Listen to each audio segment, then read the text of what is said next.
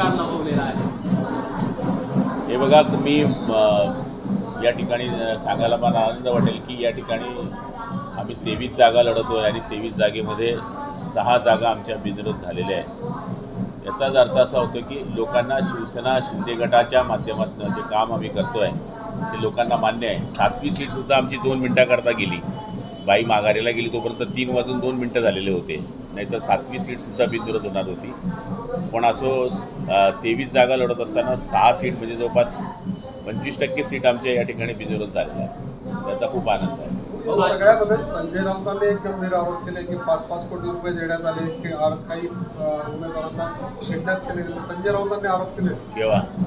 काल संजय राऊतांनी आरोप केला की जळगावमध्ये उमेदवारांना दाबून ठेवता आहे, किडनॅप केलेला आहे। कोणी केलं? संजय राऊतांनी काल आरोप कोणी डांबलं?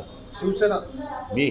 शिवसेना पर्टिक्युलर नाव नाही, सत्ताधाऱ्यांनी महायुतीच्या लोकांनी आता तुम्ही सगळे पत्रकार होते, जितक्या सीटा झाल्या मी कुठे बसलेलो होतो आपण सगळ्यांनी पाहिलं आहे, डांबायला वेळ थोडी होता। एक आहे, मी जिथे मला वाटलं की माझ्या कार्यकर्त्याला हा उमेदवार जर माघार घेतली तर त्याला इलेक्शन सोपं होईल किंवा बिनविरोध होईल, तिथे मी 100% त्यांच्या घरी जाऊन प्रयत्न केले, हे उघडं आहे। काय चाकू घेऊन नाही गेलो त्यांच्या दरवाजी, विनंती करायला गेलो, मी कोटेनगरला गेलो, मी आपण पाहिलं असेल तर या ठिकाणी वेगळ्या ठिकाणी 5-7 ठिकाणी मी गेलो आणि मी 4 दिवस ठाण म्हणून बसलो होतो आणि हे सगळ्या लोकांनी पाहिलं, पत्रकार लोकांनी पाहिलं आहे। आता काही उरलेलं नाही बोलायला, मग आता 5 कोटी, आता नगरसेवकाला 5 कोटी भेटत असेल तर मग झालं मग कल्याण, असं कुठे? हे काय आरोप, मला वाटतं हे चुकीचे आरोप आहे, त्यांच्या पायाखालची वाळू घसरलेली आहे, त्यामुळे ते असे आरोप करतायत आणि मला तरी असं वाटतं ही गोष्ट चुकीची आहे। आतापर्यंत एवढे बिनविरोध कधी निवडून आले नव्हते, सर्वत्र पैशांचा पाऊस सुरू आहे, त्यामुळेच या निवडणुका लढवल्या जातात असं संजय राऊत म्हणतात। हे बघा, त्यांच्या बोलण्याला मी काही पाहिजे त्याप्रमाणे हे मी बोलू शकत नाही। आता मी पण ऐकलं की TV9 वर त्यांनी डायरेक्ट माझ्या नावाचा आरोप केलेला आहे की गुलाबराव पाटलांनी तिथे दादागिरी केली, दबंगगिरी केली। आता मी धरणगावमध्ये हरलो, मी तिथे दबंगगिरी केली असती तर मग धरणगावमध्ये मी हरलो असतो का? तिथे माझे 15 नगरसेवक आले 23 पैकी, पण माझा नगराध्यक्ष येऊ नाही शकला।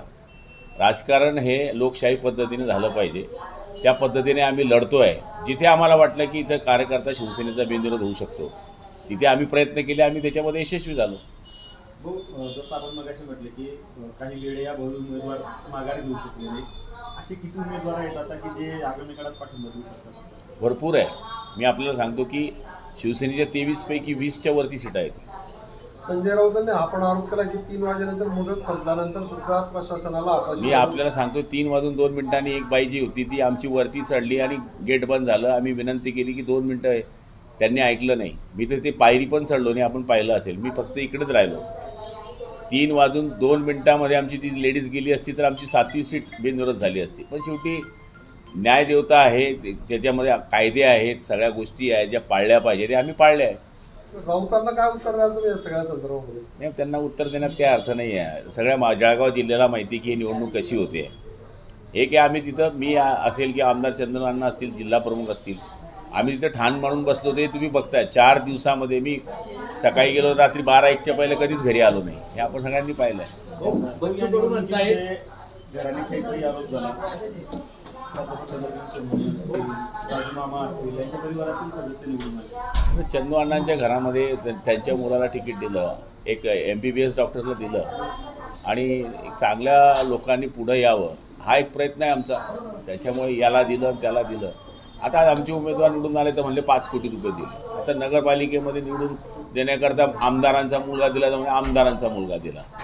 आता 5-5 कोटी मी जर द्यायला गेलो आणि कुठली दबंगगिरी केली, आता सगळे आरोप जे आहेत त्याचं जर नजर आपण टाकली तर पहिले सांगता दबंगगिरी केली, मग म्हणता 5 कोटी रुपये दिले, आता म्हणता की घराणेशाही केली।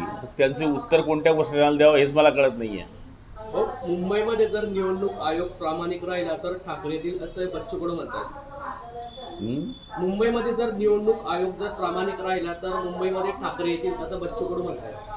हे बघा, आमचा जनता जनार्दनावर विश्वास आहे। जर आमच्या पक्षाचे नेते एकनाथ शिंदे यांनी चांगलं काम केलेलं असेल तर या ठिकाणी आम्ही चांगले मताधिक्य घेऊ। आज आपण पाहिलं असेल की महायुतीच्या 69च्या आसपास 63च्या आसपास सीट बिनविरोध झाल्या आणि आणखी काही आकडा आला 69पर्यंत, त्यामध्ये 44 BJPच्या आणि 22 शिवसेनेच्या आल्या।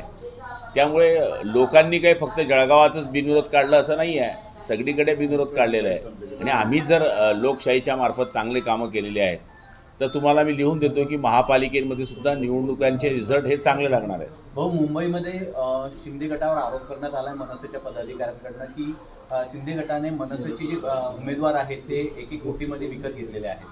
या आरोपांना काही तथ्य नाही आहे. चलो.